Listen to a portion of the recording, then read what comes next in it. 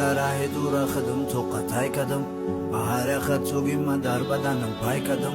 گره نیمان شگردن دودم جنگیدم ما دوست و برادر ما دواز بینی حسان جیدم یگان تشنه آمدن که دست من بگیرن خیزم ما برگی درخت نیستم تیرم و شواب برزم صد بارم مگر غلطم زنده باشم بوم خیزم ما تقدیری بدم یگان طرف نمیگریزم او چجان دردی مرم بغیر ایتی هیچ کندید من مرده زنده ام با دودم هیچ کن نرسید خدا جان مرگی مرا کم تر دیگه نزدیک دوستم من بخش خشک دشمنام کم تر زیک بسار شدم ای دنیا در همه جا ناحقی ای همیقه خدمت کردم با گفتنی خدشکی ای خدا جان هنرتم من دادی خطا رفتم من پشتی نفسی بد راست پشی سالی با رفتم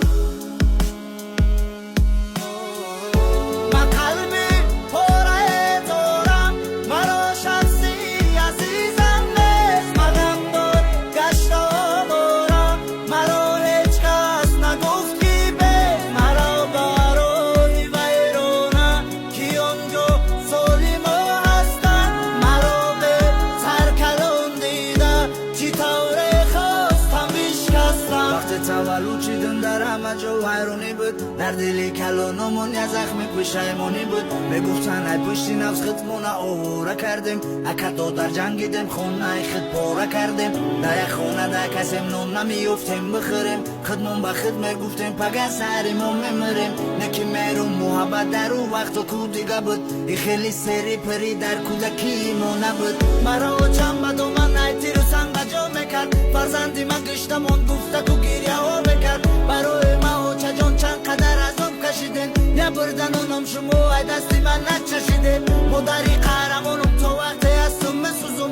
مرم قطیتون مردم بگیرم اکثر روزم و چجان بچه ما و جکو داده جان میگه کجا دن شما چشم ما را بی جان بگه کلان بشید ای فرزند به قدری مادر میرسی اگر بچه دار باشی به قدری پدر میرسی در یک نخونی پوچش رنگی در عکس میلرزی نو را گردون شدیست ای نغلطه گفتم میترسی وقتی مادر جانم رنگی جوره بدیم دوستم وقتی به یادم میام مسوزن و خون و بوستم خدا مادر هیچ که دریوشی شو نه نمیره خدا قلب شما را رنگی قلب من نگیره